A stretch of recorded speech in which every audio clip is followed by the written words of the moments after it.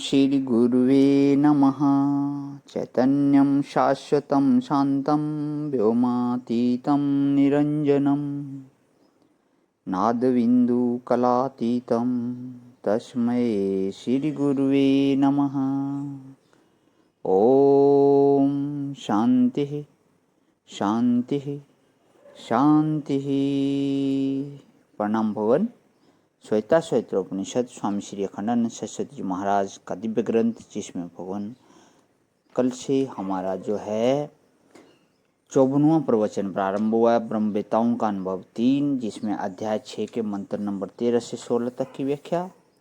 तो आज हम हैं पेज नंबर 742 पे। भगवान यहाँ पे पिछला सत्संग विराम किया था कि साम्राट विष्णु, लाल ब्रह्मा और गोरा शिव, परंतु इन सब में परमात्मा एक। इसमें काला लाल गोरा होने पर भी परमात्मा में भेद नहीं है। यह स्रोत सम्राट मानते हैं ना। तो यहाँ से आगे लेता हूँ। अच्छा, राम कृष्ण नरसिंह वामन परशुराम विष्णु के 10 अवतार 10 ढंग के हैं, लेकिन सब में विष्णु एक है कि नहीं? विष्णु तो एक ही है, माने नाम रूप से के भेद से विष्णु में भेद नहीं है।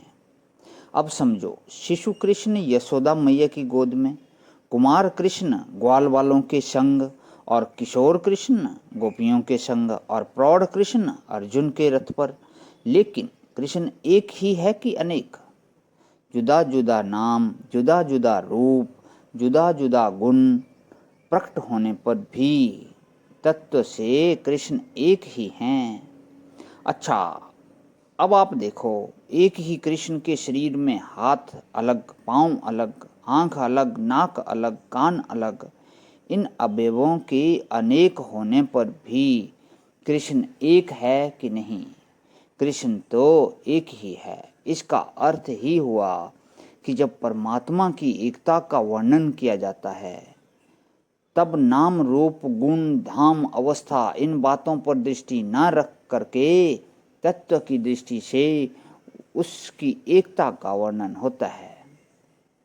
तो यही तम पद का अर्थ है। वह अच्छा कहाँ मिलेगा? अब रहने की जगह बताई। आत्मस्थम हृदय में निष्ठित है। एक कदम भी चलने की जरूरत नहीं है, न शरीर से, न मन से, न बुद्धि से। सामने की ओर एक भी कदम चलने की जरूरत नहीं है। जहाँ तुम्हारा मैं प्रकट हो रहा है, उसी देश में वह मौजूद है। आत्म स्तंभ का अर्थ यह है हृदय देश स्तंभ, और धीरा का अर्थ है अधिकारी। कौन देख सकता है? बोले अधिकारी। भगवान का स्वरूप, भगवान के रहने का स्थान, भगवान के दर्शन का अधिकारी। और अनुपश्यंती माने जानंती, अनुभवंती। महात्माओं की रीति से जिसने उसको जान लिया। अनु माने पश्चात, भवंती। प्रथम मुनि हरि कीर्ति गाई, ते ही मग चलत सुगम मोहि भाई। जैसे महात्माओं ने इसका वर्णन किया है, उस ढंग से नई नई युक्ति अक्ल ईश्वर के बारे में नहीं चलती है, क्योंकि ईश्वर तो वही पुराना है, पुराण पुरुष है।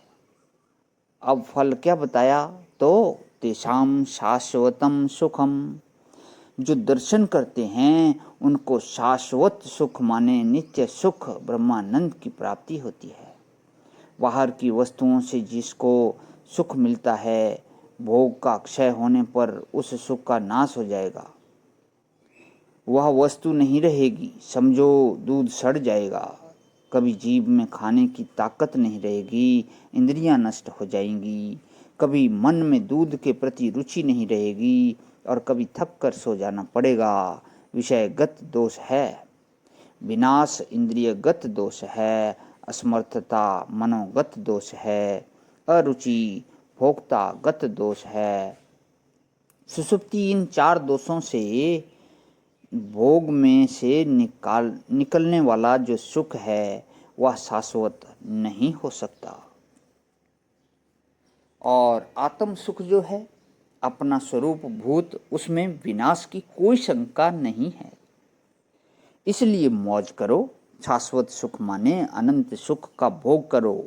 और जो धीर नहीं होगा और जो हृदय में ही अनुभव नहीं करेगा, जो परमात्मा को नहीं पहचानेगा, जो महात्माओं की रीति से नहीं चलेगा, इतरे शाम ना, उसको शाश्वत सुख की प्राप्ति नहीं हो सकती, मना कर दिया। इसलिए परमात्मा के स्वरूप का ज्ञान ही इस मार्ग में सर्वोपरि है कि हम पहचानें कि परमात्मा क्या है। यह 12वें मंत्र का खुलासा हुआ।